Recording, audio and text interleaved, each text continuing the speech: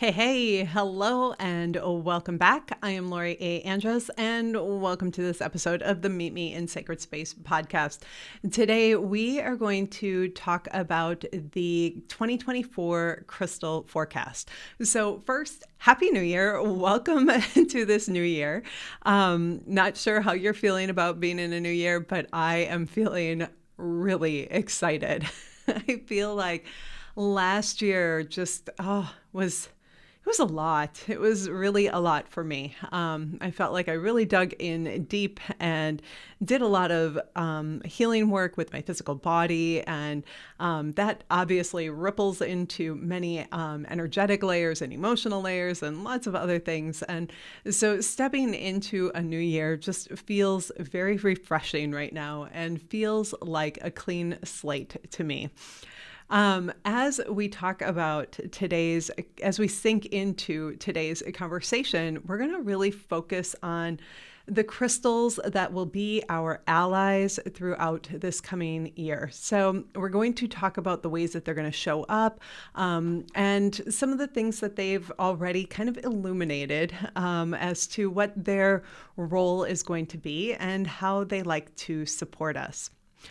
Now, each year I do a crystal forecast. I've been doing this probably for close to a decade. I'm not entirely certain, maybe even longer. But for many years, I've been sharing what the allies are going to be for the coming year. I have done it as both a blind draw, of crystals and stones, and most recently I've been using my own card deck, which will be coming soon. So stay tuned if you've been waiting for them. I know many of you have.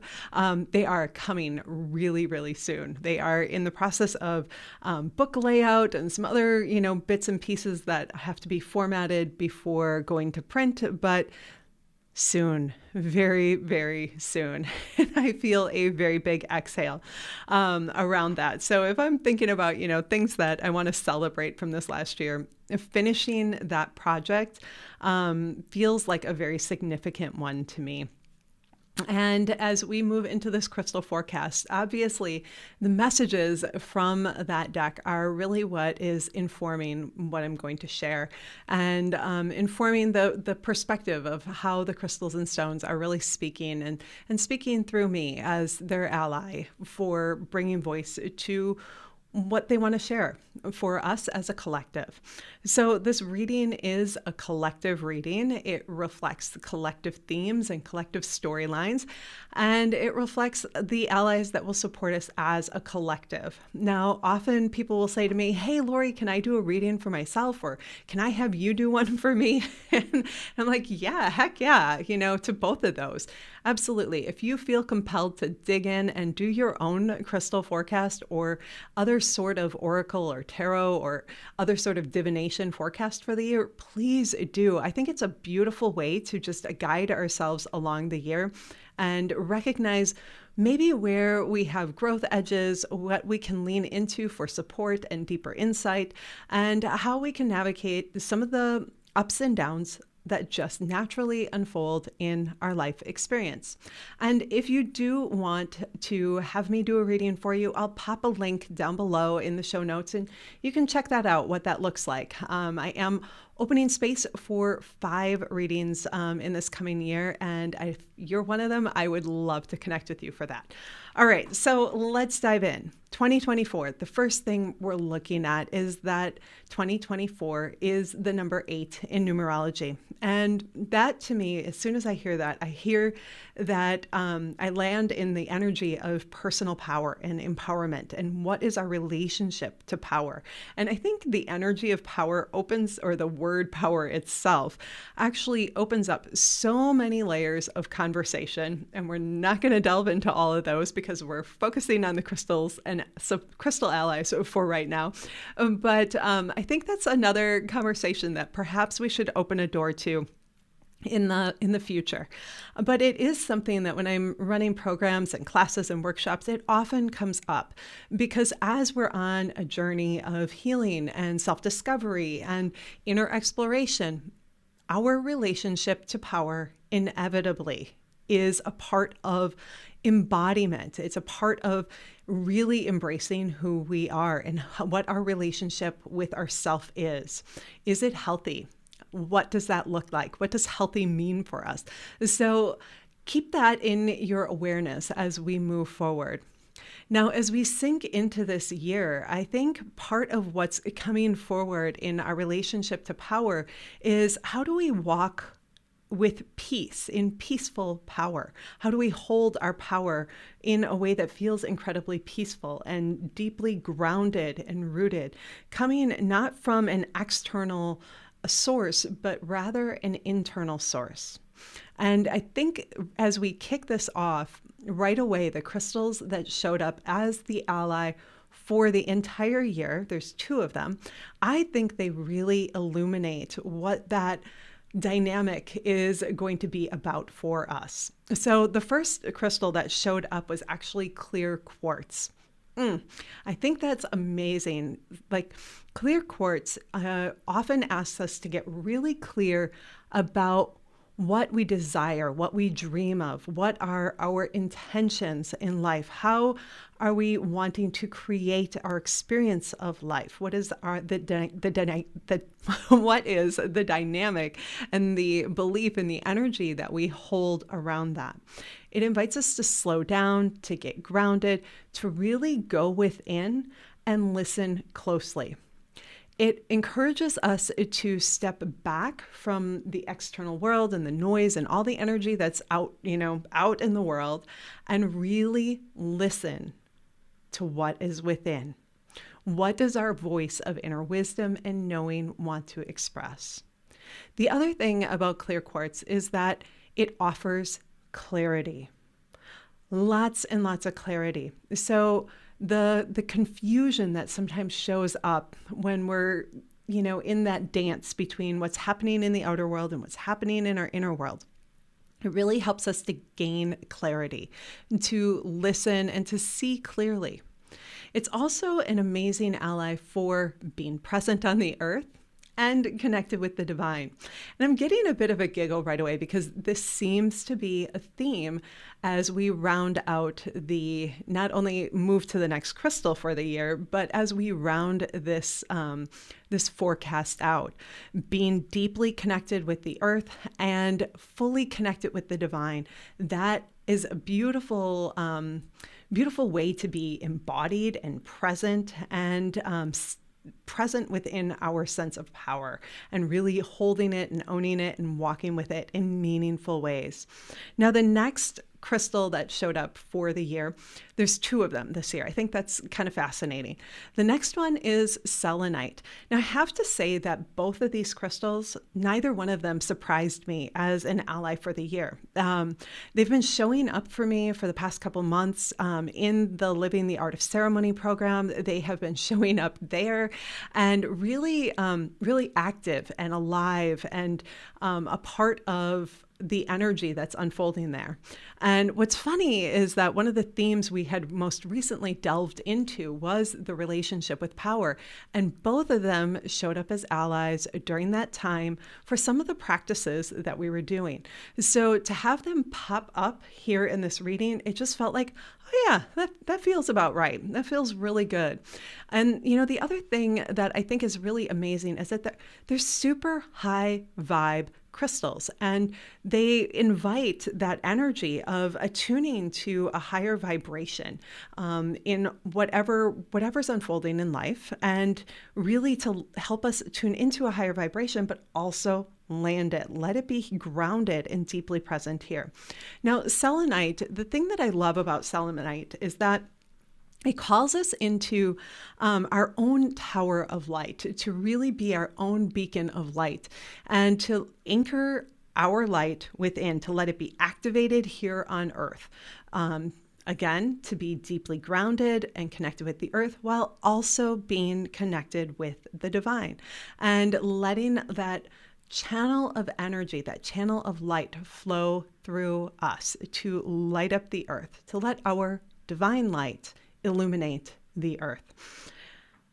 The other thing that I find interesting about selenite is that While it's this beautiful, pure white, very soft, soft in on the scale of hardness stone. I think it's a 3, so it's very soft. While it is a very high vibe, light, white, that pure energy, light stone, it is also a very protective energy. It offers a protective energy to encompass us and hold space in our world. And that to me is really exciting because I think what that'll help to do is support us in really filtering external noise and really tuning in, really listening within, and really, the phrase that's in my head right now is just moving to the beat of our own drum, like really being able to do that in a way that feels authentic and natural and organic. All right, so once we move from that, the phrase that came through as I was just sitting with this, and it really felt like a phrase for the year, was to be here now. Yeah, I'm going to say that again. Be here now. To let yourself just fully land in your life, knowing the beauty, the importance, the significance that is you. To be here now. To be with your power, to be with your presence, with your love and full awareness. To be here now. Yeah. Okay, so January. I almost giggled when I saw this one pop in. Actually, I did giggle when I saw this one popped in because I feel like the last couple of years we've just had such a slow roll into the new year. As the new year, the clock turns, changes, the calendar changes. It feels like it's been kind of just sluggish to get going in the new year. And when this crystal for January showed up, I just had this immediate feeling that, we are just gonna hit the ground running with this year. And it feels like that. So the crystal that showed up was Star Cluster Aragonite. This to me is just, gorgeous. I love the ways that the crystals themselves just expand out from the very center of what feels like a core. I always feel like it feels like a little ball in there and they're stretching outward. And to me, this is a stone for anchoring our light within. So selenite, crystal of the year, is saying amplify your light here on earth. And Star Cluster Aragonite, our ally for January, is saying anchor your light within and then let it radiate out into the world and really know the beauty and the power of your own light. A couple of the messages that came forward were about letting ourselves look back upon the parts of ourself that, had different experiences in our life, the younger versions of ourself, to look back on them with love and compassion. And to, if it feels like we need to offer some forgiveness, to do that, to let ourselves be free of the past and really fully be embodied. So Star Cluster Aragonite asks us to really anchor all of our light within by embodying all of who we are. That means embracing every facet of self with love and compassion and full awareness. And that's pretty cool. Then in February, we are met by Sodalite. I love Sodalite. This is such a great ally. It is one that really calls us to walk through the portal of our own becoming, to step forward into the truth of who we are. I think the ongoing journey of life is a journey of becoming, but there are significant points along the way, milestones, for example, where we recognize we just really stepped into some aspect of ourselves and really claimed an aspect of who we are. Maybe it's a part of our personality or a gift that we have or a new way of walking in the world. And when we do that, we step through a portal, leaving behind what's complete and really embodying another aspect of ourselves. And Sodalite really is here to help us cross that threshold with grace and ease. And so when I look at this as an ally for February, I think couple things come to mind. One, we're at the midpoint of the winter season at the beginning of February. We are at a point where we're really just getting over that initial hump of the new year. And after anchoring our light within, there's a transition that happens. We begin to expand in some way and move forward. And this feels like it's really going to support us in that. The other piece that was really significant as I tuned into Sodalite was around being able to filter the words, the voices, the thoughts, the projections, the energy of other people about who you are, and really listen to your own truth about who you are, to embrace that and to love up on it, to receive that. And then with that energy of knowing the truth of who you are, step into your becoming. Feels really powerful.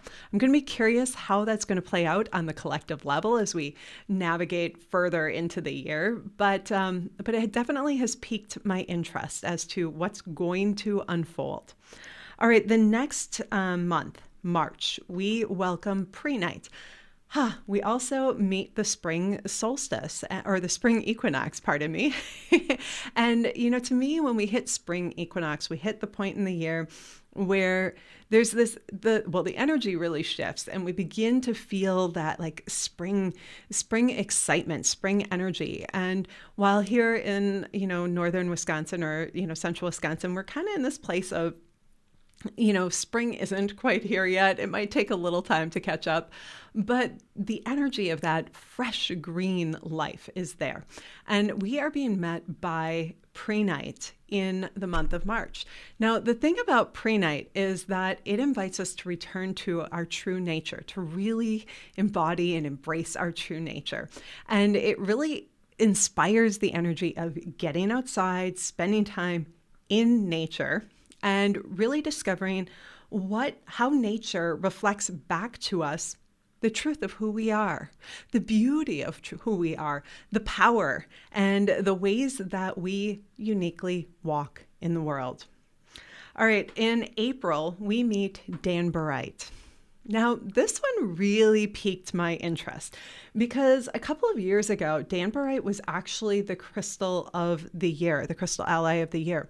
And it's a crystal that supports us in creating connections with the divine, and most specifically with the angels, and that angelic sort of energy. And I thought this was so interesting. I thought it was interesting because we've just had January, February, March, all really focusing on the embracing of our inner wisdom, really anchoring our light within, listening within, returning to our true nature. And then all of a sudden the crystals are saying, hey, pay attention outside of yourself. Lean into the support of your angels and guides. And I found that fascinating because it just felt like kind of almost a little twist or a little dance that it felt unexpected to me. And so when I leaned in and asked Danburite and asked the crystals what this is about, they emphasized something really important. And this piece is that we have the greatest clarity of connection with the divine and with our angels when we are wholly embodied. And the energy of really leaning into that support, welcoming that support, celebrating it, asking for help wherever we're needing it in life, from the simple things to the big things like, hey, I can't find my keys, to I need some financial support this month, whatever it is, or health-wise, or whatever's unfolding. Let yourself lean in. And that beautiful reminder of Knowing ourselves and being really true and pure to who we are, it helps us clarify how and what to ask for. It supports us in being really focused in our energy rather than very scattered and confusing. And it creates a space for the angels and our guides and allies and the divine to show up for support in meaningful ways. And that to me is really exciting. So as we hit April, that beautiful first full month of spring, we are going to be enjoying the energy of welcoming the divine and welcoming the angelic support. All right, then we hit May. I just love the month of May. I love the energy of May. It, to me here in Wisconsin, it always feels like spring. And that is in my world, a month that just, I feel like life, everything comes to life. It begins to come to life. And we're going to be met with the Moki marbles. Love these. They are such a great ally for really tuning in and clarifying how we can live in balance. What does balance look like? What does it look like for each of us? Think for yourself. What does a balanced life look like for you? Each one of us has a different answer to that. And as we work with the Moki marbles, it's going to invite us to really consider the places where our life has become out of a natural rhythm, where we've come out of a place of balance, and to restore that in one way or another. It says to really, one of the messages that I wrote down was align your life with what you truly value. That's so important. A balanced life reflects that. It's not always real easy, but when we really get to know what we value, our life begins to shape itself around that. And how perfect as we're moving through this year of really anchoring our light within, crossing the threshold of our becoming, really returning to our true nature, leaning into the support of the angels. Clarifying our balance feels like a natural next step, aligning with what we value. And then also remembering that we can ask for support in aligning with it. What a great first couple months of the year and great allies for it. All right, so June, we have Sunstone. Oh my goodness, talk about a fun, fiery, hot, stoking our inner fire, stepping into the sun sort of energy. Sunstone is so much fun. This is who we are meeting up with in June, and how perfect for the summer solstice. It feels like such an expansive energy. When I sat down to track and tune into what messages wanted to come forward, one of the first things that my awareness was brought to was a trip that Chris and I took in 2017 when we drove across country with our little camper and up into the Pacific Northwest and then into Vancouver Island. We took the ferry across from Washington to Vancouver Island, and then we spent some time there and went to Tofino. While we were in Tofino, I photographed Sunstone, and it just came alive there. And I will say that on this trip, there were many places where we really felt alive, but in Tofino, something really special happened for us. There was like something clicked in energetically for both myself and Chris. And I think the Sunstone to me really reflected that energy of just feeling at ease and natural and really like in the joy of life. And for us, it was, in the joy of that journey, that adventure that we were on. But I think what it's asking or inviting for us in the month of June is to consider what really makes us feel alive. What makes us feel alive and joyful? What brings our inner true nature to life? What makes us feel like our fire is stoked and nourished and able to be expressed? Yeah, I think that is going to be a really interesting month. the other thing that's kind of, ticking through my mind about that particular stone and that point in the trip is that we were camping at a campground where I pulled out on the picnic table all of the crystals and stones that I had brought with me. I don't know how many it was, but it was extensive and it filled the picnic table. It was so funny, all of these crystals and stones laid out just absolutely beautiful. And, I think about the joy of that. For me, that was a big part of that trip and a big part of that experience on the island and with Sunstone itself. The joyfulness that was there in being really engaged in what makes me feel alive. And, I want that for you. And I know that a Sunstone is saying, hey, pay attention in June. What really makes you feel alive? And let yourself be fully immersed in it. Enjoy it. Have fun with it. All right. Then in July, we are meeting with Spirit Quartz. Spirit Quartz is such a great ally for circling up with our like soul family and really letting ourselves like be embraced by like-minded people to gather together to bring things forward in the world in meaningful ways. And that is an exciting energy to step into in July. Community, connection, spending time with people you love and adore and who love and adore you, people who recognize the unique gifts that you bring to the world. And sometimes that's not the ones that you most want to see reflected out in the world. Sometimes it's the ones that are a little bit deeper in that need to be unearthed. And connecting with our spirit family, that supports us in really letting those unique aspects emerge in meaningful ways. All right, then in August, such a happy stone. In August, we greet Chrysoprase as our ally, and it is a stone of hope and like anticipation and like connecting with possibilities and letting ourselves really connect with what's possible, to imagine beyond what we've been conditioned to think is possible for our life. That is such a great energy for August. In September, we have Micah showing up. I like this for September. As we lean into September, we meet with the fall equinox. Summer comes to a close and we make that shift into the fall season, that season of harvest, the season of letting go. And often with that comes some reflective energy. And that reflective energy is around what worked, what didn't work, what's going well, what am I harvesting? Does it reflect what I wanted? Does it reflect what I planted? And Micah helps us to gain some clarity in that area. It's also what I call the mirror of emotional truth.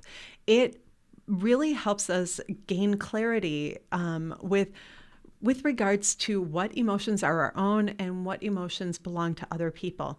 And that's not always an easy thing. It can be really challenging to discern our own emotions from others, and especially when they're really up in the collective. And I think, one of the things that's coming to mind is that in the North Woods, where I often love to spend my September, it's a rainy season up there, and rainy energy to me often brings a lot of emotion and kind of that dampness that sometimes comes with emotional energy. And I find that Micah helps to cut through that, to break that energy up, and to really help clarity emerge along the way. So this is one that I'm excited about being an ally for in September. Then in October, we meet with Ammonite. The spiral of awakening. The stone crystal fossil is really a great ally for the journey that we're taking, and being able to remember that it's a spiral path. It's not linear. And when we have Ammonite show up, it's really inviting us to recognize that while sometimes we may be seeing something that's, old and an echo from the past, it's not what's really unfolding right here. And it helps us to kind of discern and to recognize that we have new wisdom to move forward, and that our experience is continuing to unfold in a beautiful rhythm, and that we are growing, we are expanding, we are evolving in meaningful ways. As we move into November, we welcome Magnetite. And Magnetite says, hey, it is time to unleash your magnetizing magic and to really call forward what you want in your life. It reminds us that we are co-creators of our life and reality. We work with spirit to create our experience. It really places that a sense of ownership in our ability to create our world and to move forward in dynamic and meaningful ways. As I sat down with Magnetite, it gave me a question to invite you to consider. How do you wish to experience your life? And not from the quick answer of your mind, but from the deep, soul-felt energy of what is really within you. How does your soul long to experience life? And really listen to that.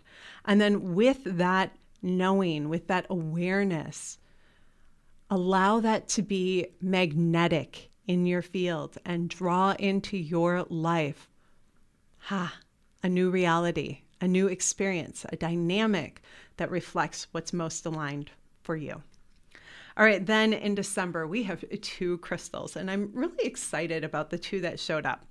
The first one is blue lace agate, and it invites us to really discover the beauty of our inner silence. And, as we're moving into the winter season in December, I feel like this energy of really embracing the beauty of just our own quiet, our own, well of wisdom that lives within. And then being able to feel supported with alleviating fears and doubts and insecurities about how we express ourselves. Blue lace agate is such an incredible ally for expression. And it's one that brings a sense of grace and ease and deliberateness to it, a clear energy that is supportive and empowering. It is also one that supports us in really mending relationships, ones that have been strained or stressed, and finding the right words to soothe them, to be a balm for the places where it's been challenging or difficult in the past. And then the other crystal that's showing up in December, which, if you circle back to that giggle that I had about selenite at the beginning of this journey, we have kyanite.